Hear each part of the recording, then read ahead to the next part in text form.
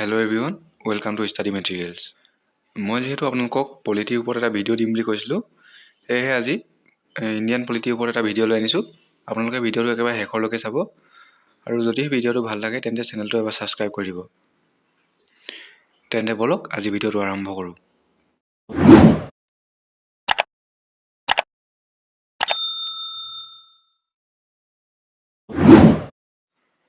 First কুৱেশ্যনলৈ আগবাঢ়িছোঁ। দিয়া আছে ফাৰ্ষ্ট কুৱেশ্যনত, উচ্চতম ন্যায়ালয়ৰ ন্যায়াধীশৰ অৱসৰৰ বয়স কিমান? ইয়াৰ কাৰেক্ট আনচাৰ হ'ব 65 years। উচ্চতম ন্যায়ালয়ৰ ন্যায়াধীশৰ অৱসৰ বয়স হৈছে 65 years। উচ্চতম ন্যায়ালয়ৰ ন্যায়াধীশক কোনে এপইণ্ট কৰে মোৰ আগৰ ভিডিঅ'ত এবাৰ আপোনালোকক কৈছিলোঁ। যদি মনত আছে আপোনালোকে কওকচোন। উচ্চতম ন্যায়ালয়ৰ ন্যায়াধীশক এপইণ্ট কৰে প্ৰেছিডেণ্ট অফ ইণ্ডিয়াই। তলত আৰু এটা পইণ্ট লিখা আছে, এবাৰ চাই ল'ব এইটো। দ্য জাজ of high court retires at the age of 62। হাইকোৰ্টৰ জাজে 62 বছৰ বয়সত অৱসৰ গ্ৰহণ কৰে। প্ৰথম অৱস্থাত তেওঁলোকৰ অৱসৰৰ বয়স আছিল 60 বছৰ। কিন্তু 1963 চনত হোৱা 15 নম্বৰ সংবিধান সংশোধনীৰ জৰিয়তে এই বয়সৰ সীমা 62 বছৰলৈ বৃদ্ধি কৰি দিয়া হয়। 2 নম্বৰ কুৱেশ্যনটো চাওক, ভাৰতৰ সংবিধানৰ কোনটো অনুচ্ছেদ উচ্চতম ন্যায়ালয়ৰ প্ৰতিষ্ঠা আৰু সংবিধানৰ সৈতে জড়িত? ইয়াৰ কাৰেক্ট আনচাৰ হ'ব অনুচ্ছেদ 124। প্ৰথম অৱস্থাত সংবিধানত টোটেল অনুচ্ছেদ আছিল 395টা, বাট এতিয়া এয়া বাঢ়ি গৈ পিনি টোটেল অনুচ্ছেদ হৈছে 448। এয়া বাঢ়ি গৈ এতিয়া হৈছে 448। প্ৰথম অৱস্থাত কিমান আছিল? এই কুৱেশ্যনটো আহে কিছুমান এক্সামত অহা দেখা গৈছে। এইটো এবাৰ আপোনালোকে চাই থ'ব। প্ৰথম অৱস্থাত আছিল 395টা। প্ৰথম অৱস্থাত সংবিধানত টোটেল পাৰ্ট আছিল 22টা আৰু টোটেল শ্বেডিউল আছিল 8টা। কিন্তু এয়া বাঢ়ি গৈ এতিয়া টোটেল পাৰ্ট হৈছে 25টা আৰু টোটেল শ্বেডিউল হৈছে 12টা। ইয়াত 22 বা 25 তিনি বাঢ়িলে আৰু ইয়াত প্ৰথম অৱস্থাত 8 আছিল, পিছত গৈ 12 হৈছে, ইয়াত 4 বাঢ়িছে। যদি কেতিয়াবা কুৱেশ্যন আহে আমাৰ সংবিধানখন যে সংশোধন কৰিব পাৰি তাৰ বিষয়ে কোনটো আৰ্টিকলত আছে বুলি, তেতিয়া তাৰ আনচাৰ হ'ব 368। সেইটো পইণ্ট ইয়াত লিখি থোৱা আছে। আৰু সুপ্ৰিম কোৰ্টে যে ৰিট ইছ্যু কৰিব পাৰে সেইটো বিষয়ে আছে আৰ্টিকল 32ত। এই আৰ্টিকলটো এটা মষ্ট ইম্পৰ্টেণ্ট আৰ্টিকল হয়। কি কাৰণে ইম্পৰ্টেণ্ট বুলি কৈছোঁ? কাৰণ এই আৰ্টিকলটোক ডক্টৰ বি.আৰ. আম্বেদকাৰে heart and soul of the constitution বুলি কৈছিলে। এই কুৱেশ্যনটো কেইবাবাৰো এক্সামত আহিছে। এইখিনিতে আৰু এটা ইম্পৰ্টেণ্ট কুৱেশ্যন মনত পৰিছে দেই। আপোনালোকে জানেনে মিনি কনষ্টিটিউশ্যন বুলি কোনটো এমেণ্ডমেণ্টক জনা যায়? সেয়া হ'ব 42 নম্বৰ এমেণ্ডমেণ্ট, যিটো হৈছিল 1976 চনত। আৰু তেতিয়া ইণ্ডিয়াৰ PM আছিল ইন্দিৰা গান্ধী। আৰু যি ফাণ্ডামেণ্টেল ডিউটিছ আছে, মৌলিক কৰ্তব্যকেইটা আছে, সেইকেইটা এই 42nd নম্বৰ এমেণ্ডমেণ্টৰ জৰিয়তে সংবিধানত অন্তৰ্ভুক্ত কৰা হৈছিল।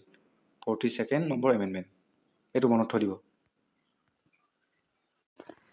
3 নম্বৰ কুৱেশ্যনটো চাওক, ভাৰতত কোন বছৰত প্ৰথম সাধাৰণ নিৰ্বাচন অনুষ্ঠিত হৈছিল? ইয়াৰ কাৰেক্ট আনচাৰ হ'ব 1951 to 1952। ভাৰতৰ প্ৰথমজন ইলেকশ্যন কমিশ্যনাৰ কোন আছিল বাৰু?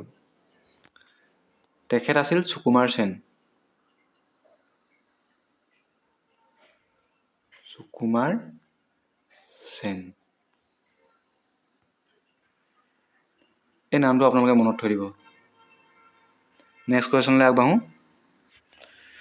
4 নম্বৰ কুৱেশ্যনটো চাওক, ভাৰতৰ ৰাষ্ট্ৰপতি নিৰ্বাচিত হয়। ভাৰতৰ ৰাষ্ট্ৰপতি কাৰ দ্বাৰা নিৰ্বাচিত হয় বাৰু? ইয়াৰ কাৰেক্ট আনচাৰ হ'ব দুয়োটা সংসদ সদনৰ লগতে ৰাজ্য বিধানসভাৰ সদস্যসকলৰ দ্বাৰা। ভাৰতৰ প্ৰথমজন ৰাষ্ট্ৰপতি কোন হয় মই আপোনালোকক মোৰ ভিডিঅ'বোৰত কৈ আহিছোঁ। তেখেত হৈছে ৰাজেন্দ্ৰ প্ৰসাদ আৰু তেখেতৰ কাৰ্যকাল আছিল আটাইতকৈ দীঘলীয়া সময়ৰ কাৰণে। বৰ্তমানলৈকে যিমানবিলাক ৰাষ্ট্ৰপতি হৈছে সকলোবোৰৰ ভিতৰত ৰাজেন্দ্ৰ প্ৰসাদৰ কাৰ্যকাল আছিল সকলোতকৈ দীঘলীয়া সময়। কিন্তু একেবাৰে কম সময়ৰ বাবে কাৰ্যকাল কাৰ আছিল বুলি যদি সোধে তেতিয়া তাৰ আনচাৰ হ'ব জাকিৰ হুছেইন। আৰু ইণ্ডিয়াৰ ফাৰ্ষ্ট ওমেন প্ৰেছিডেণ্ট হৈছে প্ৰতিভা পাটিল। মই যিবিলাক পইণ্ট কৈ গৈছোঁ সেইবিলাক আপোনালোকে নোট ডাউন কৰি ল'ব। 5 নম্বৰ কুৱেশ্যনটো চাওক, কোন বছৰত central bureau of investigation CBI স্থাপন কৰা হৈছিল? ইয়াৰ কাৰেক্ট আনচাৰ হ'ব 1963। 1963 চনৰ 1 এপ্ৰিলত চেণ্ট্ৰেল ব্যুৰ অফ ইনভেষ্টিগেশ্যন, যাক শ্বৰ্ট ফৰ্মত CBI নামেৰে জনা যায়, এয়া স্থাপন কৰা হৈছিল। আৰু CBIৰ হেডকোৱাৰ্টাৰ আছে নিউ দিল্লীত।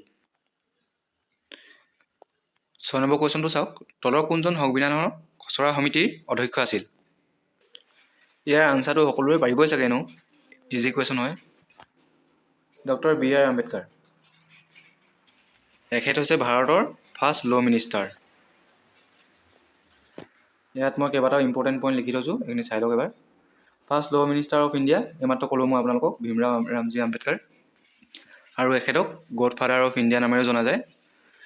আম্বেদকাৰ জয়ন্তী কেতিয়া পাতে জানেনে? এয়া উদযাপন কৰা হয় 14 এপ্ৰিলত। আৰু তেখেতে লিখা বুককেইখন হৈছে the Buddha and his Dharma, thoughts of Pakistan. আৰু তেখেতৰ যিটো সমাধিস্থল, তাক সত্যভূমি নামেৰে জনা যায়। বহুত ইম্পৰ্টেণ্ট পইণ্ট কেইটামান লিখি থৈছোঁ মই ইয়াত। আৰু ডক্টৰ BR আম্বেদকাৰে লণ্ডনত হোৱা গোটেইকেইখন ৰাউণ্ড টেবুল কনফাৰেন্সত অংশগ্ৰহণ কৰিছিল। এই পইণ্টটো আপোনালোকে মনত থওক। আৰু মহাত্মা গান্ধীয়ে কোনখনত অংশগ্ৰহণ কৰিছিল বুলি যদি সোধে, তেতিয়া তেখেতে অংশগ্ৰহণ কৰাখন হৈছে ছেকেণ্ডখন, যিখন হৈছিল 1931। আৰু এই 1931তে গান্ধী আৰউইন চুক্তিও হৈছিল। আৰু 1932ত মহাত্মা গান্ধী আৰু BR আম্বেদকাৰৰ মাজত এখন চুক্তি হৈছিল। এখন জানে নাই চুক্তিখনৰ নামটো কি বাৰু কওকচোন? সেইখন হৈছে পুনা পেক্ট। এতিয়া আপোনালোকে নিজে ভাবি চাওক, মই কৈ যোৱা বৰ ইম্পৰ্টেণ্ট হয় নহয়। ইয়াত আপোনালোকে চাওক, খচৰা কমিটিখনত থকা মেম্বাৰ কেইজনৰ নাম মই লৈ আনিছোঁ। কেতিয়াবা কুৱেশ্যন আহিব পাৰে, তলৰ কোনজন খচৰা কমিটিৰ মেম্বাৰ নাছিল বুলি। যদি আপোনালোকে এই নামকেইটা এবাৰ চাই লয়, তেন্তে আনচাৰ দিব পাৰিব। ঠিক আছে, নেক্সট কুৱেশ্যনলৈ আগবাঢ়োঁ। 7 নম্বৰ কুৱেশ্যনটো চাওক, সংবিধান সভাৰ সভাপতি কোন আছিল? ইয়াৰো আনচাৰ হয়তো বহুতে পাৰিবই। ইয়াৰ কাৰেক্ট আনচাৰ হৈছে ডক্টৰ ৰাজেন্দ্ৰ প্ৰসাদ। তেখেত আছিল সংবিধান সভাৰ পাৰ্মানেণ্ট প্ৰেছিডেণ্ট। যদি সোধে টেম্পৰেৰী প্ৰেছিডেণ্ট কোন আছিল বুলি, তেতিয়া তাৰ আনচাৰ হ'ব সচিদানন্দ সিনহা। তেখেত প্ৰথম অৱস্থাত সংবিধান সভাৰ সভাপতি হৈছিল, কিন্তু পিছত গৈ পিনি ডক্টৰ ৰাজেন্দ্ৰ প্ৰসাদ সংবিধান সভাৰ পাৰ্মানেণ্ট প্ৰেছিডেণ্ট হয়। এই সংবিধান সভাৰ প্ৰথম অধিৱেশন নতুন দিল্লীত অনুষ্ঠিত হয় 9 ডিচেম্বৰ 1946ত।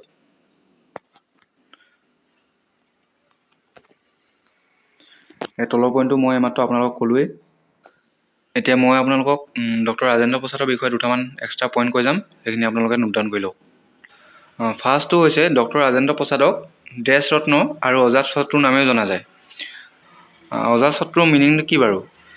অজাতশত্ৰু মানে হৈছে যাৰ কোনো এনিমি নাই, আৰু এই টাইটেলটো দিছিলে তেখেতক মহাত্মা গান্ধীয়ে। ডক্টৰ ৰাজেন্দ্ৰ প্ৰসাদ বিহাৰৰ এজন ফেমাছ লিডাৰ আছিলে। এখেতৰ নামটো বিহাৰত মহাত্মা গান্ধীতকৈ ওপৰৰ লেভেলৰ আছিল। সেয়ে মহাত্মা গান্ধীয়ে 1917 চনত চম্পাৰণত হোৱা সত্যাগ্ৰহত ৰাজেন্দ্ৰ প্ৰসাদৰ লগত মিলি এই সত্যাগ্ৰহটো আৰম্ভ কৰিছিল। চম্পাৰণ নামৰ ঠাইডোখৰ কোনখিনিত আছে বাৰু? এই ঠাইডোখৰ আছে বিহাৰত। বিহাৰৰ ৰাজধানী কি বাৰু জানেনে? বিহাৰৰ কেপিটেল হৈছে পাটনা। আৰু ডক্টৰ ৰাজেন্দ্ৰ প্ৰসাদৰ সমাধিস্থলক মহাপৰায়ণ ঘাট নামেও জনা যায়। তেখেতে লিখা এখন ফেমাছ বুকছ হৈছে ইণ্ডিয়া ডিভাইডেড। ইণ্ডিয়া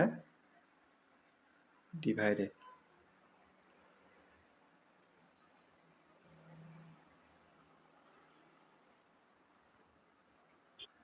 এই বুকছখন মনত থৈ দিব আপোনালোকে নামটো।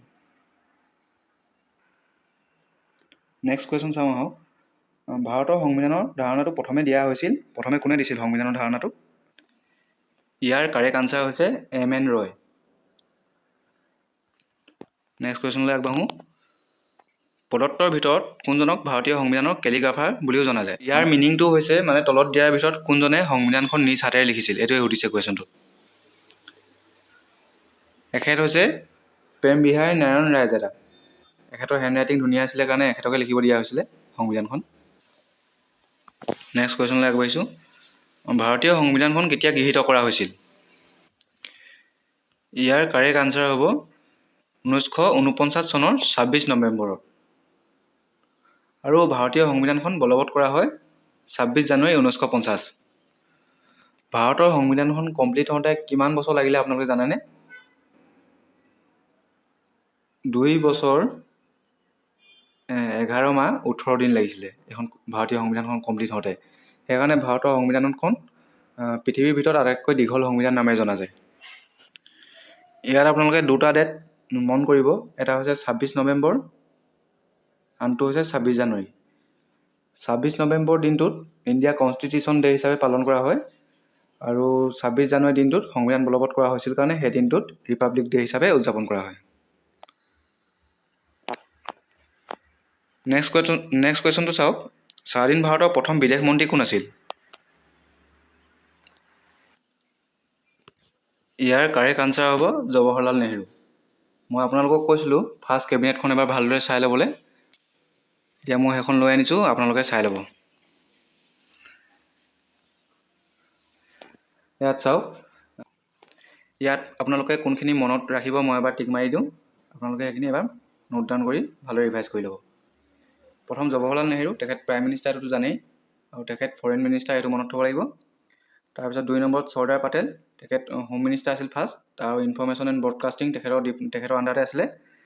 তাৰপিছত 3 number Rajendra Prasad, food and agriculture minister, এইটো নামো মনত থ'ব লাগিব।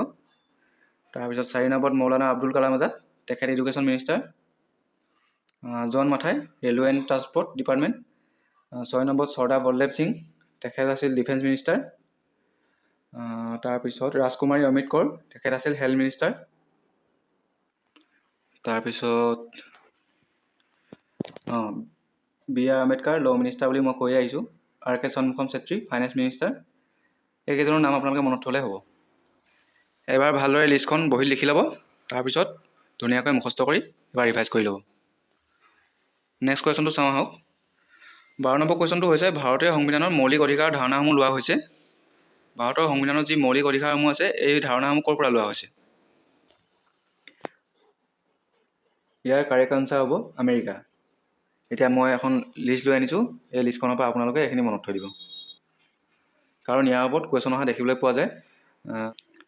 চ'ৰ্চেছ অফ ইণ্ডিয়ান কনষ্টিটিউশ্যনৰ পৰা এক্সামত কুৱেশ্যন আহে, এইখিনি এবাৰ চাই লওক আপোনালোকে। ইয়াত চাওক, অষ্ট্ৰেলিয়াৰ পৰা এই কনকাৰেণ্ট লিষ্টৰ কনচেপ্টটো লোৱা হৈছিলে।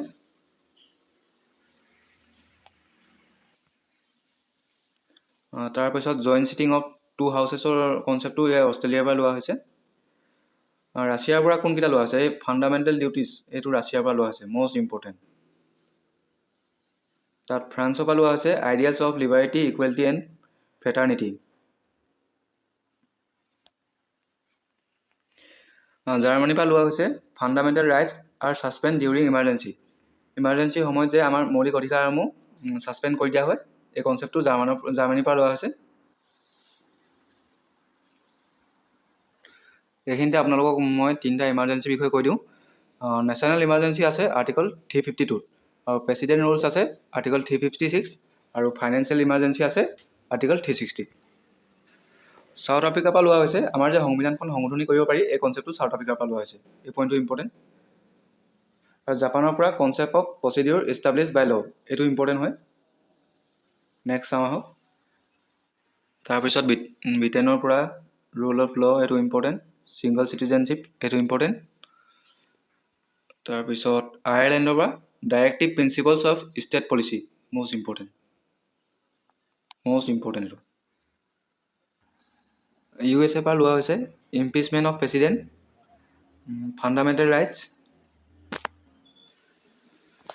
USA পৰা লোৱা হৈছে impeachment of president, fundamental rights, judicial review, আৰু প্ৰেচিডেণ্টক যে ইম্পিচমেণ্ট কৰিব পাৰি, সেই আৰ্টিকলটোত কোনটো আৰ্টিকলত আছে বুলি ক'লে, সেই আৰ্টিকলটো হৈছে 61।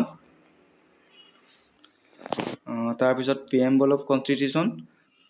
মুঠতে যিমানবিলাক পাৱাৰ থকা কনচেপ্ট আছে, সেইবিলাক লোৱা হৈছে USA পৰা। নেক্সট চাওঁ আহক। কানাডাৰ পৰা তেনেকৈ ইম্পৰ্টেণ্ট নাই, হ'ব এইখিনি চালে হ'ব। মই যিখিনি দাগ মাৰি দিলোঁ এতিয়া আপোনালোকক, সেইখিনি চাই ল'ব। তেন্তে ভিউৱাৰ্ছ, আজি ভিডিঅ'টোত ইমানখিনি আছিলে। ভিডিঅ'টো কেনে পালে জনাব, আৰু যদি কিবা ডাউট থাকে তেন্তে কমেণ্ট ছেকশ্যনত সুধিব। নতুনকৈ অহাসকলে চেনেলটো ছাবস্ক্ৰাইব কৰি বেল আইকনটো প্ৰেছ কৰি দিব, আৰু সকলোকে চেনেলটো এবাৰ শ্বেয়াৰ কৰি দিব। তেন্তে আকৌ নেক্সট ভিডিঅ'ত লগ পাম। ধন্যবাদ।